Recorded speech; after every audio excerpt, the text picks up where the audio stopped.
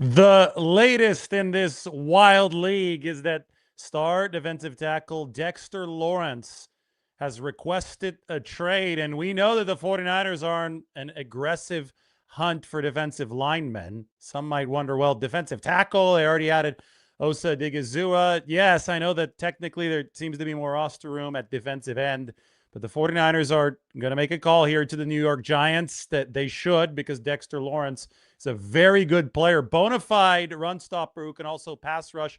We're going to talk more about that over the entirety of this show. I do want to talk about this, though, and I know that 49ers fans are very, very familiar with the Curry brothers, at least one of them, Steph Curry.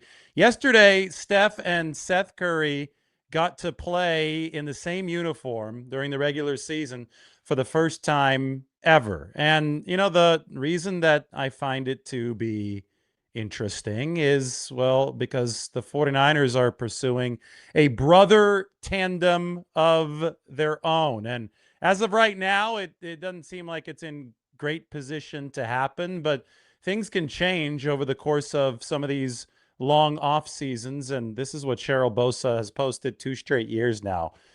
Nick Bosa and Joey Bosa in the same uniform. Right now, Joey Bosa's asking price too high for the 49ers.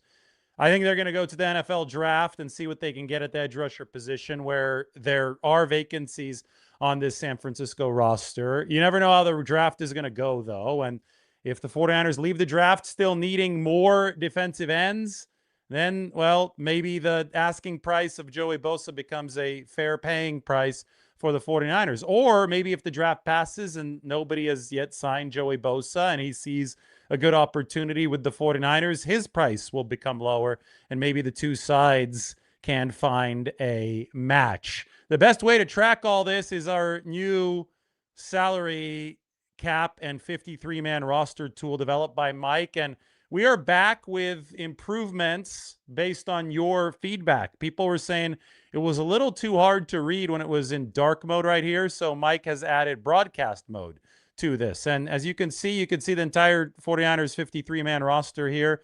I could zoom out to make this a little bit more of an all-encompassing roster look, and I think that's useful for the purposes of this exercise. We can look at the defensive line and we can see all the markings for guys who are hurt, who are core players. There are a lot of core players on this 49ers team right now. We can see where Joey Bosa and Dexter Lawrence might potentially fit in. We're going to talk about that in a bit, because Alfred Collins is coming off of shoulder surgery. CJ West is going to be in his second year.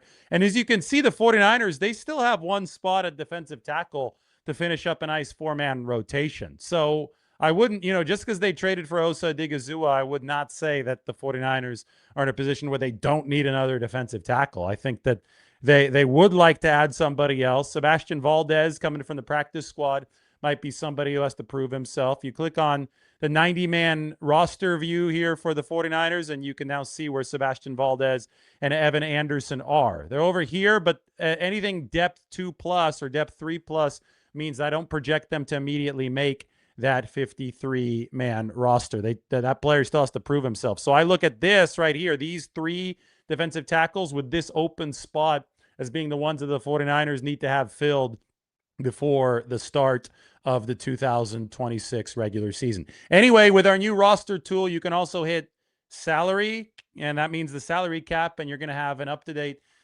total of where the 49ers stand with cap space. Look, it just updated. We're at $19.57 million on this sheet. Now, I am actually counting the price tag of the draft class when we use this tool. So this is going to be more advanced than anything that you're getting up on Over the Cap or Spot Rack, the other cap site. This, I think it's cleaner. Congratulations to Mike for making it cleaner. But I also think that it's more useful, because what I'm actually doing is looking at this on a 53-man scale, which means I'm counting the estimated cost of a 49ers practice squad.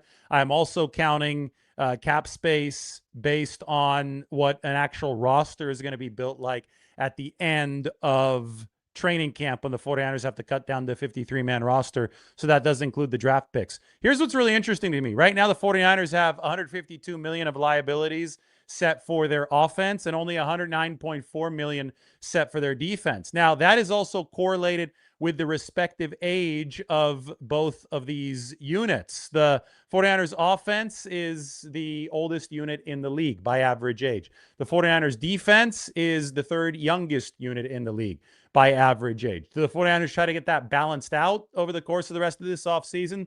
Maybe not. Maybe they like having that young, hungry defense, and they're going to try to fill everything else through the NFL draft. It'd be hard to argue with that 49er strategy if that's what they do indeed pursue. But even if that is what they pursue, I think they may exit the draft still facing some holes along that defensive line. Look, I could even scroll down. Let's go back to 53-man roster mode. Let's scroll down to the edge rusher position. Like, you got Bosa and Okawanu on one side, and you've got Michael Williams and Keon White on the other side. Could make this a little bit wider so we can see all of the defensive ends at once. There's a lot of red there. Keon White coming off of a surgery, his ankle shot after the Super Bowl. Michael Williams coming off of an ACL. Nick Bosa coming off of an ACL. They just re-signed Sam Okawanu. Well, if you're talking about a four-man rotation at defensive end, three of those four guys, if there was a game today, would not be able to play because of injuries. So I think you're still going to exit the draft having need for at least some depth enhancements at that edge rusher position. But I want to talk more about Dexter Lawrence. This is the man of the hour, and Warren Sharp has a good set of statistics here. This is a lot of people will look at Dexter Lawrence. He's 28. He went to Clemson, former first-round pick, number 17 overall in 2019. Remember that Clemson team with Trevor Lawrence at quarterback, and then that just godly defensive line that they had? They went into Levi Stadium and they just kicked Alabama's ass to win the national championship. I was at that game, January of 2019. Dexter Lawrence was on that football team. Well, Dexter then went to the New York Giants. He, since I think it was in 2023, signed a 4-year, $90 million contract extension. And now still has a couple years left on that extension, but wants to be paid more. He was the third highest paid defensive tackle at the time of the extension. Now he's 11th highest paid, couple more years on the deal, says that he's not going to show up to the offseason program for the Giants and wants to be traded. Now, the first reaction that a lot of people are going to have is, oh, well, Dexter Lawrence only had half a sack last year. He had 9 sacks the year before. So his numbers, pressure-wise, pass rushing-wise, at least the raw numbers when it came to that type of production, were lower in 2025 by a lot than they were in 2024. But if you look a little bit deeper into things and you look at impact and you look at the quality of the team around him, Dexter Lawrence had a massive impact and the team around him was terrible. And Warren Sharp does a really good job looking at some smart statistics here, and we could zoom in a little bit on those stats. When Lawrence has been off the field over the course of the past 3 years, the Giants' defense has been absolutely bottom barrel. I mean, embarrassing. Number 32 in yards per attempt allowed, number 31 in pressure rate, number 31 in opposing pass game success, number 30 in EPA against the pass, number 30 in sack rate. When Dexter Lawrence has been on the field, this is a borderline top 10 defense.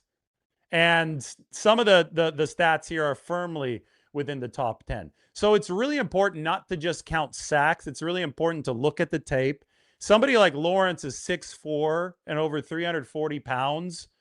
You look at the defensive tackles needed to succeed in the modern league, and you need massive, massive bodies there, especially to set the table for your pass rushers.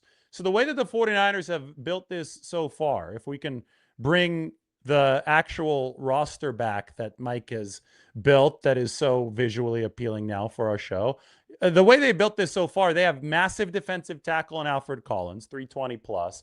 Really big defensive tackle in CJ West. I would say Collins probably more of the 3 technique type, but let me. Collins and West are both 320 plus.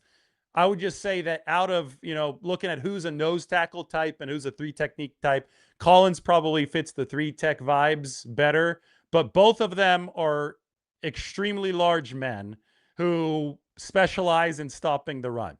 49ers went out and traded for Osa Odighizuwa, who's a 288-pound, 3 technique specialist. Like, he could play the run, and he's a 3-down player, but he is getting after the passer from the 3 technique, which is one of the alignments one of the two defensive tackle alignments along the front. So the 49ers went out and they got a smaller defensive tackle to focus on pass rushing because Bosa essentially had the same amount of pressures as all of the 49ers 2025 defensive tackles combined.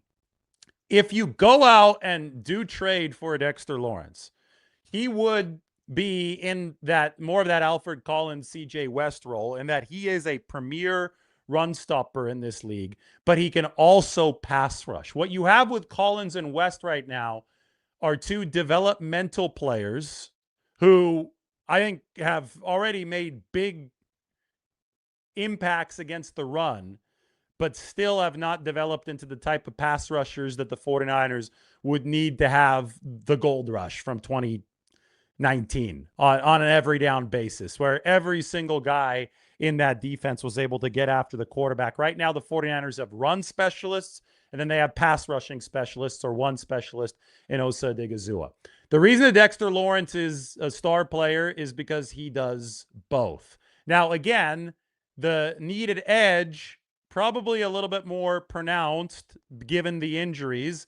But if you just looked at a very healthy 49ers unit, if you just close your eyes and imagined the 49ers being fully healthy up front, Bosa and Michael Williams, that's a good starting package at edge for the 49ers, especially to play the run on base downs. And I'll explain why that's so important in a bit. Keon White is a nice rotational piece that can move inside and rush next to Osa Odighizuwa on passing down. So your pass rushing package, if all of these guys are healthy, I know that's a fantasy land at this point, but assume that you take away the injury tags from the guys who aren't available. Assume that they're all available for week 1 against the Rams.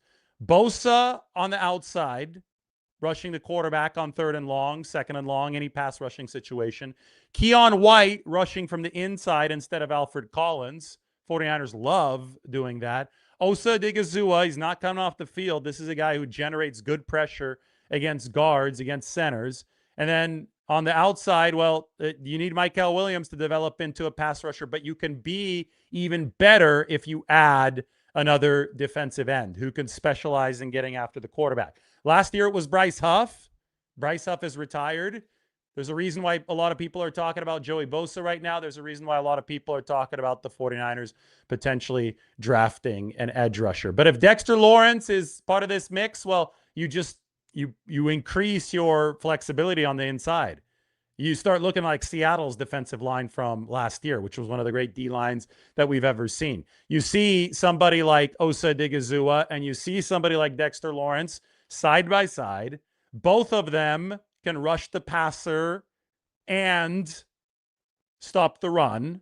So your line is ambidextrous at all times. And then you've got CJ West and Alfred Collins mixing in to keep the defensive line fresh. And that's how it would look. Now, the reason you would want to make this kind of investment in your defensive line, and I'm not right now, I'm advocating strategy. I'm not advocating for or against any move for the 49ers to make. We can talk about potential cost, and we could also talk about the fact that the Giants will probably find a way to get something done that gets Dexter Lawrence to report by training camp. But one of the main reasons that you have to think, and why the Seahawks have invested so much in their defensive line, why the 49ers have, of course, over the years invested a lot. I know that investment backed off after the very start of the Kyle Shanahan, John Lynch era, but still from 2017 to 2025, the 49ers have put in more draft capital into their D-line than any other team.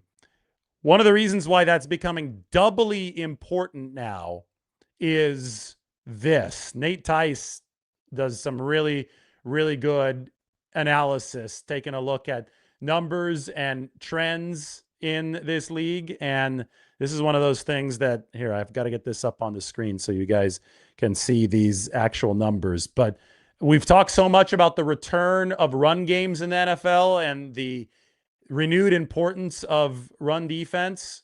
Well, NFL offenses ran the ball at the highest rate since 2011 this past season, 40.8% of the time. Had the highest rushing success rate on running back runs since 2004. Used 2 or fewer wide receivers at the highest rate since 2014. And people will still tell you that an edge prospect how an edge prospect defends the run doesn't matter.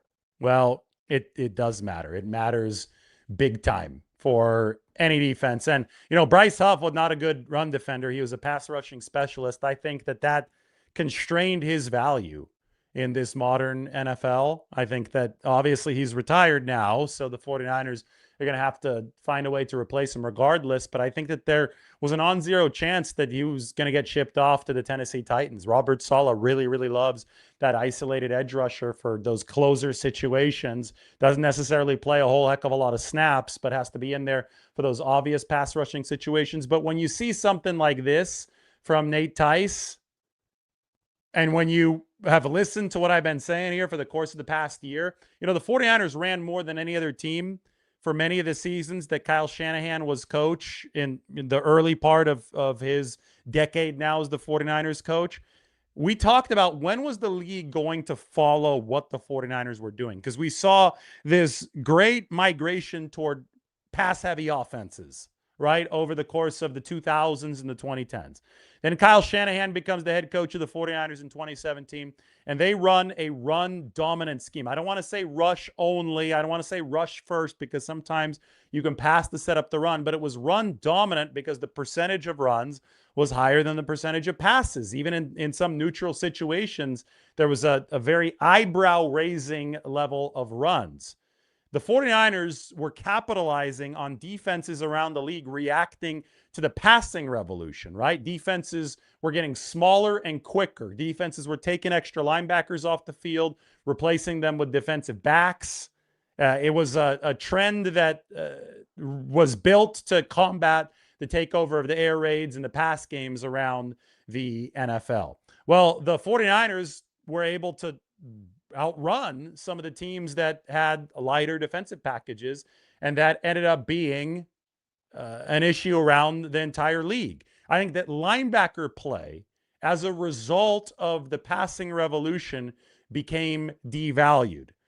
Somebody I saw today, there was a ranking of linebackers across the league, and obviously Fred Warner was number one, but it was Fred Warner, and I don't want to say a bunch of nobodies beyond Fred Warner, but remember back in the 2000s where you'd have Patrick Willis, Navarro Bowman, Ray Lewis. I mean, you had fearsome linebackers, multiple of these guys across the whole league, and they were big guys too. The 49ers really revolutionized things with Willis and Bowman because they were at 240 plus, and they also were able to cover the slot, but they were able to crack down on the run. I mean, you were so strong defensively with these elite defenses through your adaptability against both the run and the pass, and a lot of it was rooted in the linebacker position.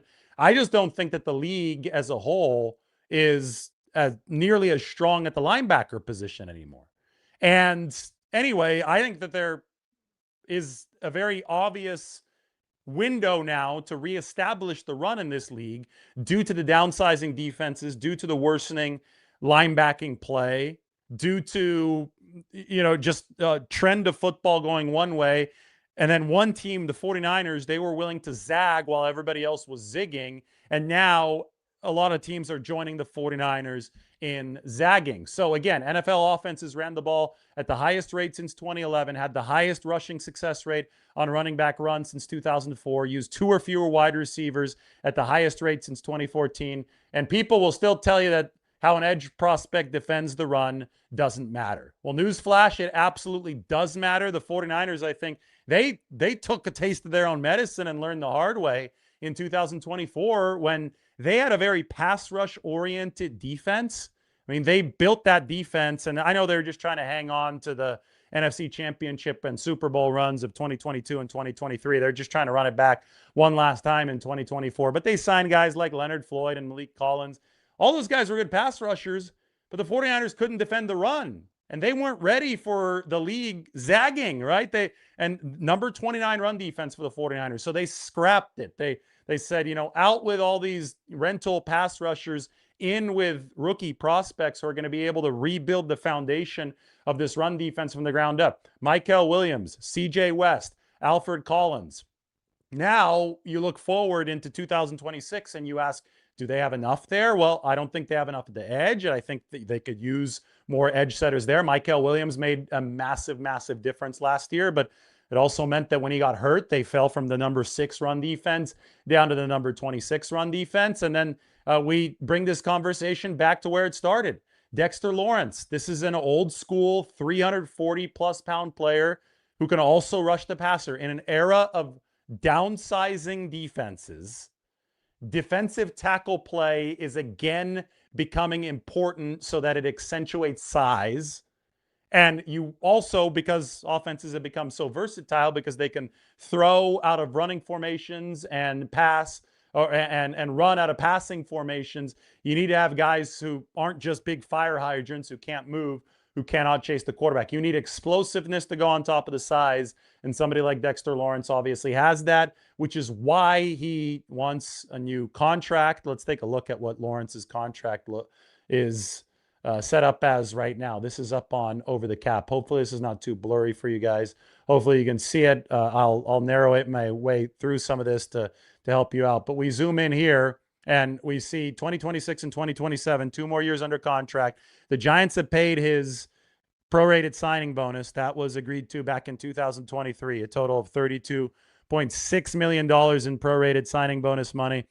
The base salary is what the acquiring team would have to inherit. So 18.5 million plus obviously a 1 million per game roster bonus total and 500,000 in workout bonus money. So 20 million for Dexter Lawrence, but sounds like he wants a new deal unless he just wants out of New York. They've got a new coach there in John Harbaugh.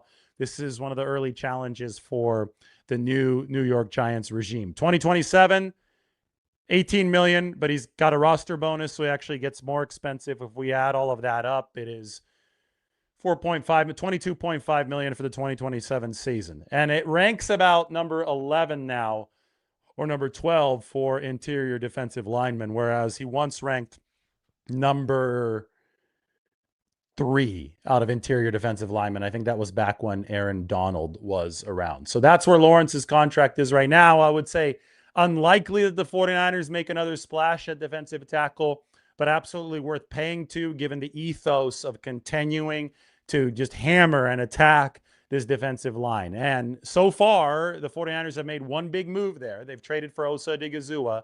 They were anemic, absolutely anemic, rushing from the inside last year. I mean, we can go to my article up on the San Francisco Standard, and this is definitely one that you should check out, and you should definitely be subscribed because, look, we've got 2 of the interior guys, and the reason I call Michael Williams an interior guy is because he lines up there to pass rush a lot of the time. But the 49ers made big-time investments last year through the NFL draft. They're going to excitedly watch those investments develop here over the course of, they already saw a lot of it last year, but they're going to hope to see more this season. Now they're in backfilling mode because Osa Odighizuwa, again, I'll say this, and the quote or the line comes straight from this article. I have the exact numbers. We need to search Osa. We need to find him. Actually, we need to search Odighizuwa. There. Right here. This is the money line. For now, the 49ers are at least satisfied that they've acquired Odighizuwa, who nearly notched more pressures himself, 52 last season, than all the 49ers defensive tackles combined, 55. Dexter Lawrence, for illustration's sake, had 34 pressures last year, but I think a better run stopper than Osa Odighizuwa. So, listen, there is room for Dexter Lawrence on this roster. You can't deny that there's room, but then there's a question of, is there room for him salary-wise for the 49ers? This season, yes. I mean, this season you saw the salary cap situation for the 49ers. They've got about $20 million even after the draft, so you'd be able to squeeze him in. You'd have to give him a new deal, and that would lower the salary cap hit. But the question then becomes future seasons. Then you say, okay, the guy's 28 years old. You'd have to give up draft capital. All of that leads me to say, not likely for the 49ers. I think the sweet spot, and maybe even the maximum rate that they're willing to pay to bring in a defensive tackle, was a 3rd-round pick for Osa Odighizuwa, who still has quite a bit of team control, even more than Dexter Lawrence. So I see Osa as more of an ascending player, and Lawrence might be on the slight descent.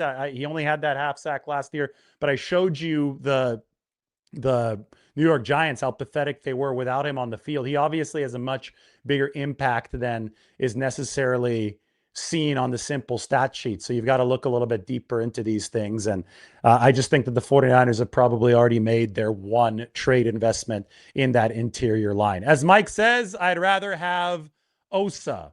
And the 49ers, this is another thought from Mike. I'm going to take some of your guys' thoughts in the comment section right now. Mike says, I think the 49ers need Collins to take the next step. They need their draft picks to hit. Absolutely. Because, here, this is like a financial illustration of the situation. You go to the salary sheet and you see the $19.57 million in salary cap space. We talked about an unrestructured deal for Dexter Lawrence costing 20. Of course, you would give him a new contract and you'd probably be able to slash the cap hit to somewhere under 10 million for this season. But again, you'd only be looking at about 10 million of salary cap space to not only finish this season, but to carry over to next season. I get it that you can still cut more cap space than you will with the Trent Williams deal, but we're not even talking about a potential Joey Bosa signing or any potential backfill signings after the NFL draft, which might still be necessary for the 49ers. And they need to have as much carryover space as possible. So they're riding this threshold right now to where, yeah, if you traded for somebody like a Dexter Lawrence, it would be pushing every single chip to the middle of the table.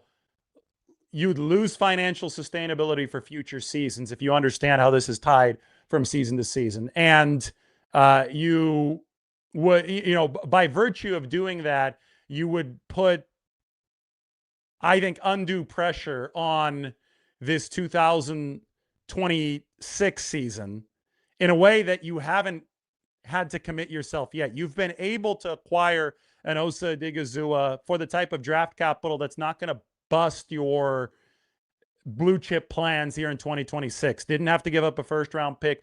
Didn't have to give up a second round pick. You improved the interior pass rush. You made yourself a 3-down presence. You've already accomplished that with the Osa Odighizuwa trade. Dexter Lawrence would probably come at a greater cost. And I'm not sure if he's the same type of ascending player as Osa Odighizuwa. So that's my verdict on that. I will now happily entertain some of your questions. Dave thinks the 49ers should just sit tight till the draft is over. I think that's what they're doing, to be honest.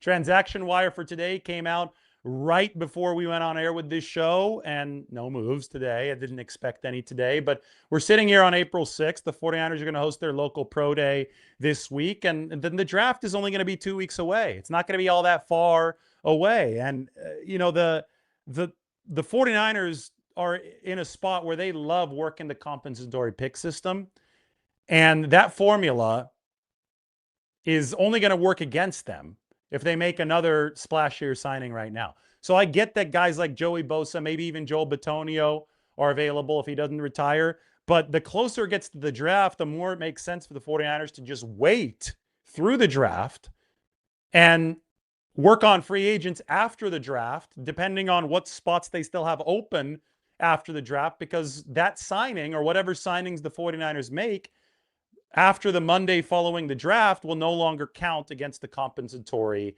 pick formula. It would allow the 49ers to hoard as many picks as possible, and that's so important when you're trying to work with a roster and keep it under the salary cap. People are wanting the link from Mike. Mike, if you could send me the link one more time, I'm going to toss the link into the, Mike, if you think this is ready to share, only if you think it's ready to share. I think he's sending it to me right now, so why don't we get that link up there?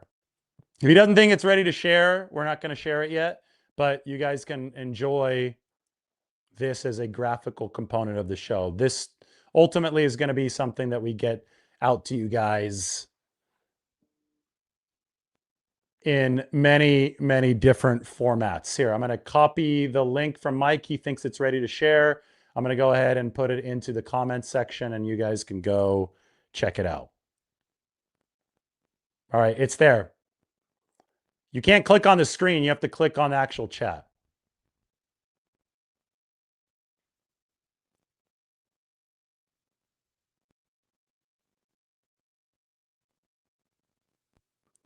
Scuba Pat says, if you have a chance to get the best defensive tackle in all football, why not? Do you really think Dexter Lawrence is the best in all football? I think he's one of the best. I don't think that he's the very top. I think he was at the very top of his game 2 or 3 years ago. Now, granted, it is hard to handicap exactly how he would do in a better situation because the Giants, that was a poor defense. Now they had good talent though up front, which is really interesting to me. I thought that they were a serial underperformer, and they have been on the defensive side of the ball. But Brian Burns, Kayvon Thibodeau, they had Dexter Lawrence. 49ers just pulverized them on the ground, and Brock Purdy wasn't even playing this past year. So, I mean, it makes you scratch your head. They're getting a little out of a lot in New York, which is obviously the exact opposite of what you want to happen. The 49ers will make a call. Absolutely. That's what I said. I think it's in the headline of the video. The 49ers need to check in here because they do have need for more firepower up front. I know we've been focusing more on defensive end ever since they traded for Osa Odighizuwa, but this is absolutely something to pay attention to. I just don't know, it's so early in the offseason right now. If the Giants were already thinking about trading Dexter Lawrence, then maybe it'll be a starter that happens and the trade somewhere around this league happens. But if this is just him wanting more money and the Giants actually wanting to keep him because he's under contract for 2 more years, it's probably something that's going to get resolved by training camp at the latest, or by sometime in training camp at the latest. They can get him in there and they can continue building. They got a new head coach. They've got John Harbaugh. I don't see why Harbaugh would be that excited about getting rid of a Dexter Lawrence unless there's a massive return. And I don't really know if this guy at age 28 should command the largest of returns coming off a season where he just had half a sack. Now, that's not taking anything away from the run defense.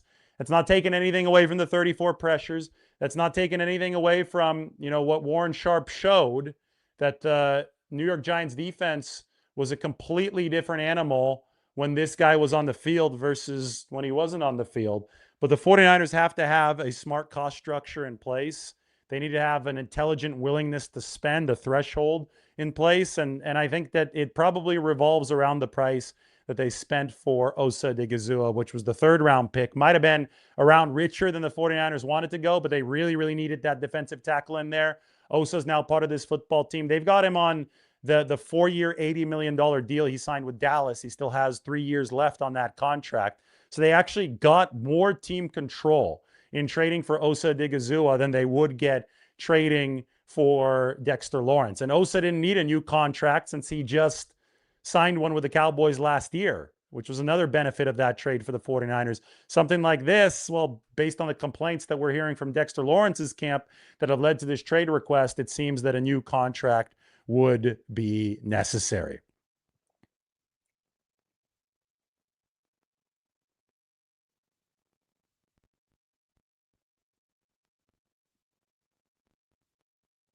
We got a new member.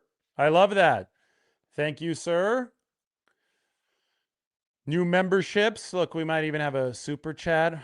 We got a question about a Clemson player. I haven't really studied Blake Miller out of Clemson. That's the question here.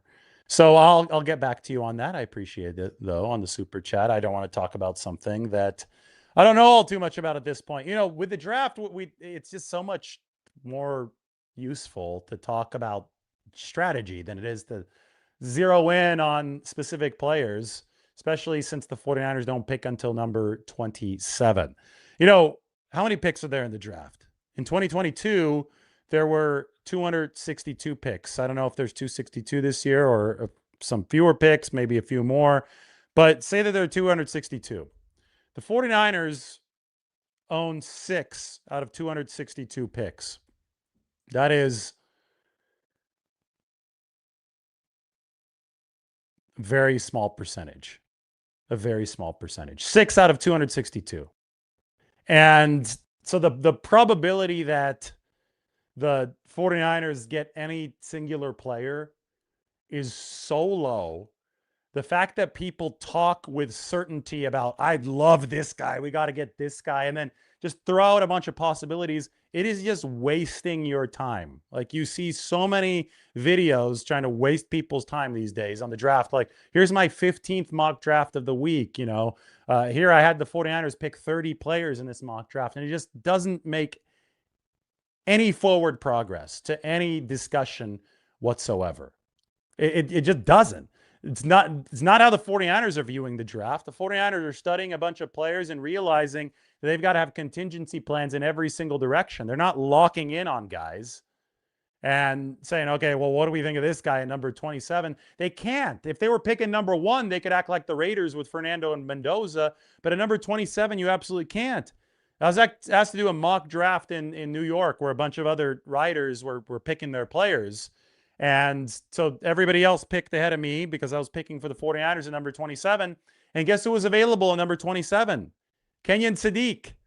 It's the guy, I've talked about him before on this show, and I've said, the 49ers are obviously going to be interested, but the chances that he slips down to number 27, probably not that high. All of a sudden, you have Daniel Jeremiah and Mel Kiper talking about Kenyon Sadiq falling all the way down to the 49ers, most athletic tight end since Vernon Davis, and he was sitting there at number 27. Is that a possibility? Sure. Am I going to talk about it as if it's some kind of certainty? Of course not. I know that a lot of other people on the internet, this is their chance because this month, nothing can be proven or disproven. It's all speculation. This is their chance, they think, to shine, to make one mock draft video, one mock draft post after another. I'm just not going to, involve myself in that because I think it's a gigantic waste of time. Instead, we can look at actual roster possibilities for the 49ers, and that's why the tool that Mike made here is so neat. You guys should definitely go check it out. Here's a question. With all this talent on defense, how do you think the love should or could be put around this potential Dexter Lawrence move and our current roster? I'm really sorry that I don't know exactly what you're asking here. I really want to know. If you want to edit your question a little bit and put another one in there, I appreciate the super chat. I'm trying to figure out what you're trying to say. I don't think that the 49ers have an overflow of talent, first of all, on the defensive side of the ball. I think that they have some promising pieces, but I think that they're still incomplete along the defensive line. I still think there are questions at linebacker, despite how many guys they have in the room there. I still think there are questions at safety. What I do know, and this goes right into my wheelhouse of talking about the most strategic path forward. What I do know is that this is the third youngest defense in football. And I think that's a good sign for the 49ers because they were old last year. They were old, they were slow, they weren't defending the run the way they needed to. That has improved big time when they're healthy, at least. This past year, they were in the top 10 of run defense when they had Michael Williams. That trend needs to continue. I look at the Rams from 2023 and 2024. They had the youngest defense in the league, and they've remodeled it into a very nice defense. And they think they've added the final piece this offseason with Trent McDuffie because the cornerback situation was troublesome behind a strong front seven. But they approach this with the idea of invigorating the defense with youthful energy. And they did that through the 2023 draft and through the 2024 draft and through the 2025 draft. The 49ers showed up in 2025 and used their first 5 picks on defensive players. So I think that there has been a talent replenishment. Do I think that they're overflowing with talent to the point where they can't take anymore on the defensive side? Hell no. They still don't even have a full defensive line room. They're still relying a lot on paper on Dre Greenlaw, who hadn't played a whole heck of a lot of football over the course of the past 2 years. They still, I think, have a big question at safety, a position that didn't look good without a pass rush last year. I mean, they're coming off a league low 20 sacks. Injury fueled, I get it. But firepower still needed, yes. Because even with the defense that played really well in weeks 1 and 2 last year, there have been players lost from that unit. Bryce Huff retired. Yetur Gross-Matos doesn't look like he's coming back. He was hurt for a lot of last season. So there still is quite a bit of work to do on this defense, and that's why the 49ers will pay attention. We will pay attention when somebody like Dexter Lawrence does come onto the market. Now, maybe he's requested a trade. I don't know if the Giants are going to oblige that. But when there is a splash news situation like this, we go straight to the 49ers roster. We know that they're committed to adding to defensive linemen.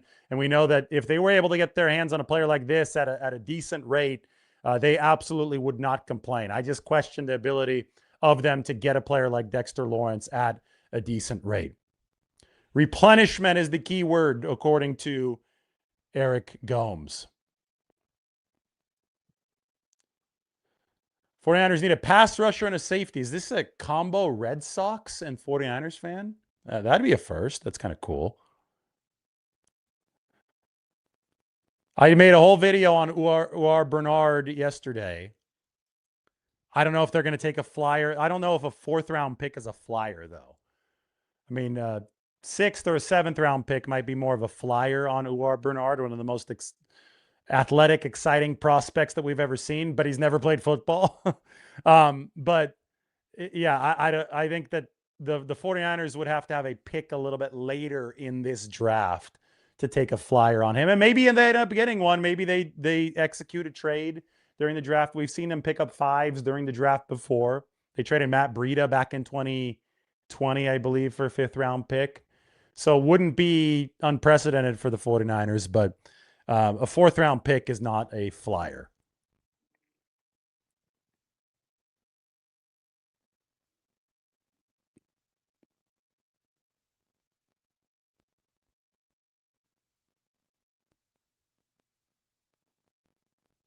Tony thinks that safety is the most glaring need on this 49ers team.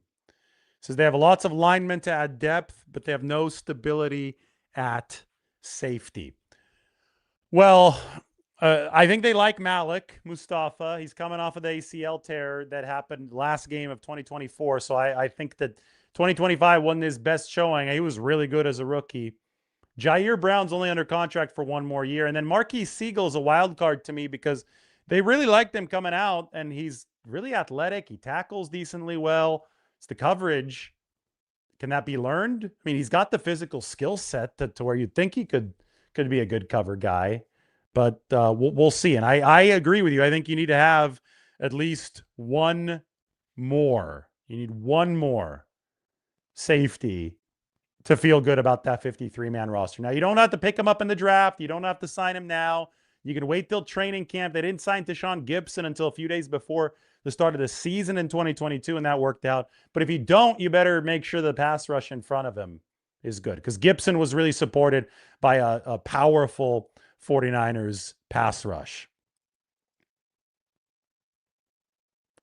Dave, I see you keep on spamming the chat with questions. Stop. I'm not going to put your question up there. First off, you're asking about number 27 as if it's some specific thing. I don't know who's going to be on the board at 27. Nobody does. Anybody who's going to tell you they know who's going to be on the board at 27, is lying to you right now. As far as who's worthy to be a 1st-round pick, of course. You can't look at this position specific. You can't. The 49ers aren't doing that. And anybody who reports that the 49ers are looking at this position specific is making it up. They're just telling you stuff to get you to click. The 49ers have to look at this with a broad array of options so that when they get to pick 27, or as pick 27 approaches and they have a chance to trade up, they can do what's best during the living, breathing process of the NFL draft. It is never a lock-in on one guy or this DB. No, it's not. The NFL draft is like a game. You choose which play you are going to call when your time to run that play comes. You don't do it on April 6th. That's why mock drafts are stupid. That's why mock drafts, I'll make one. I'll make one to show and illustrate possibilities. But anybody who makes 2, who makes 3, who makes 4, who makes 5 is just throwing a bunch of stuff up into the wind and seeing where it lands. And it has absolutely no utility into actually predicting the crapshoot that is the NFL draft. Can the 49ers afford Lawrence? I mean, they can afford almost anybody outside of the quarterback positions at the expense of compromising their finances for future seasons. I think if you do trade for a Dexter Lawrence, that would literally be an all-in type of trade for San Francisco. They haven't done an all-in type of trade. And if I'm running a team, I don't agree with doing those types of trades in this sport, because then you compromise your window around a really good quarterback moving into the future.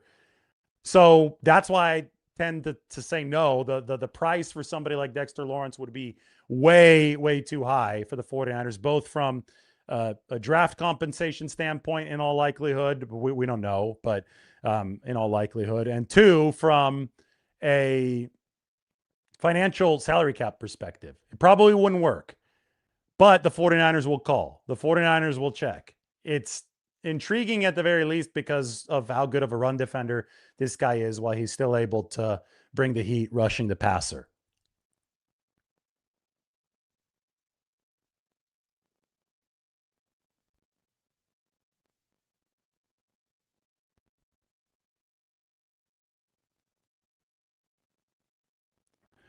Why are they not talking to Justin Simmons? Well, I made a whole video about this about a week ago as well. He had a 20% missed tackle rate the last time he played, under Raheem Morris in Atlanta, no less.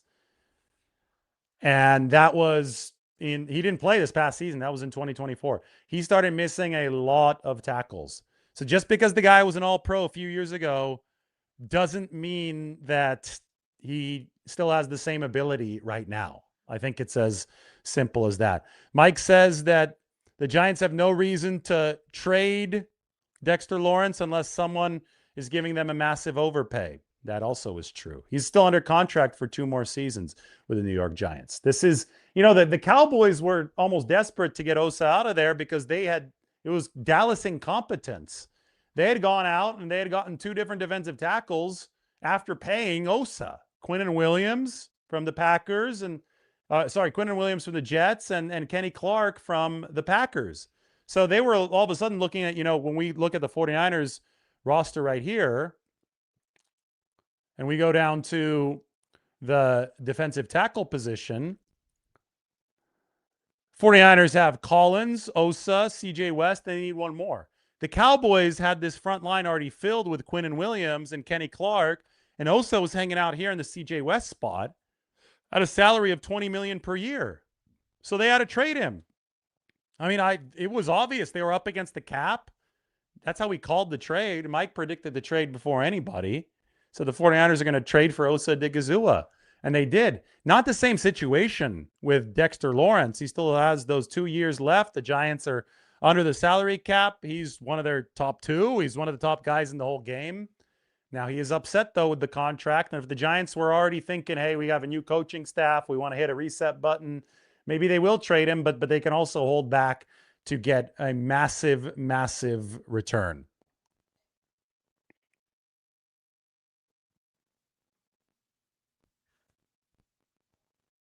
I'm not sure about bringing Jimmy Ward back at safety. I mean, the guy is on the wrong side of 35 years old now. But I guess Tashaun Gibson, he wasn't that old, but Tashaun Gibson was longer in the tooth when he joined the 49ers. The key is to have the pass rush in front of the safeties. They typically look good no matter who they are if you've got a dominant pass rush.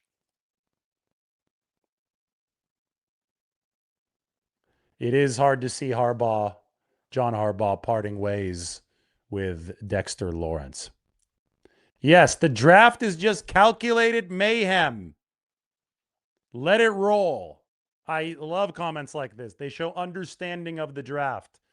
The only real analysis you can do of the draft is after it happens, not before. Mock drafts are guesses.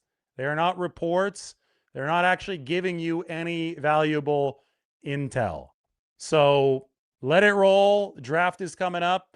Before then, we can talk about the 49ers strategy because that is the most fun thing to do. All right. Thanks for joining. This was fun. How about the Bosa brothers? We can talk about that too.